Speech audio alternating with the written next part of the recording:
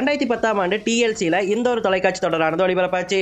இப்போ வரைக்குமே ரொம்ப ஃபேமஸாக ஓடிக்கொண்டிருக்கக்கூடிய ஒரு தொலைக்காட்சி தொடர்னா இந்த ஒரு ரியாலிட்டி ஷோன்னு சொல்லலாம். சிஸ்டர் வைஃப்ஸ்னா என்னன்னு கேட்டிங்கன்னா, இங்கிலீஷ்லேருந்து தமிழுக்கு டேரெக்டாக டிரான்ஸ்லேட் பண்ணால் சக்காலத்திகள் தாங்க சொல்லணும். உண்மைதாங்க, இந்த ஷோவுடைய கான்செப்டே அதுதான். அதாவது அமெரிக்காவில் கோடி ப்ரவுன் எனப்படக்கூடிய ஒரு மனிதர் வாழ்ந்துட்டு இருக்காரு.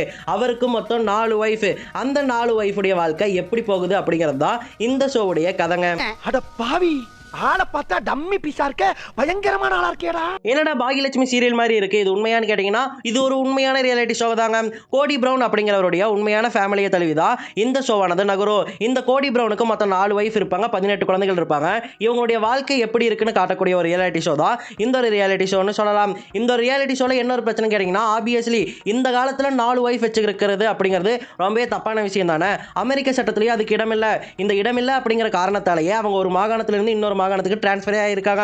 அதாவது ஊட்டா அப்படிங்கிற மாகாணத்தில் பார்த்தீங்கன்னா இந்த மாதிரி 4 ஒய்ஃப் வச்சுக்கிறது அப்படிங்கிறது ஒரு தண்டனைக்குரிய குற்றம். அப்படி அங்கே குற்றமாக இருந்ததாலேயே அங்கிருந்து காலி பண்ணி இன்னொரு ஸ்டேட்டுக்கு நகர்ந்து போயிருக்காங்க இந்த பிரவுன் குடும்பத்தினர். இது மட்டும் கிடையாது, 4 ஒய்ஃப் இந்த கோடி பிரவுன் கல்யாணம் பண்ணியிருக்காருன்னு சொன்னேன் இல்லையா, 4 பேருமே ஃபினான்ஷியல் ஹாஸ்டேஜஸ் அப்படின்னு சொல்லிட்டு தான் நிறைய பேர் சொல்றாங்க.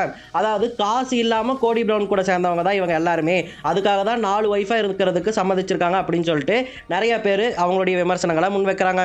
இந்த ஷோ எந்த அளவுக்கு ஃபேமஸ்னு கேட்டீங்கன்னா, கிட்டத்தட்ட 10 சீசனுக்கு மேலே போய் 2010 ஆரம்பிச்சு 2023 வரைக்குமே இந்த ஒரு ஷோ ஒளிபரப்பாகிட்டு தாங்க இருக்கு.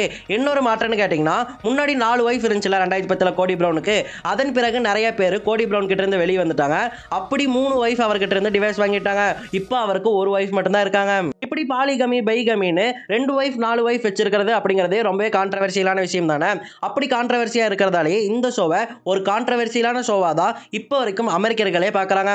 அமெரிக்காலையுமே ஒரே நேரத்தில் 2 ஒய்ஃப் 2 ஹஸ்பண்ட் வச்சுக்கிறது அப்படிங்கிறது வந்துட்டு இல்லீகலான விஷயம் தான். அதனால தான் நிறைய பேர் இந்த ஷோ மேலே கோபமாகவும் இருக்காங்க.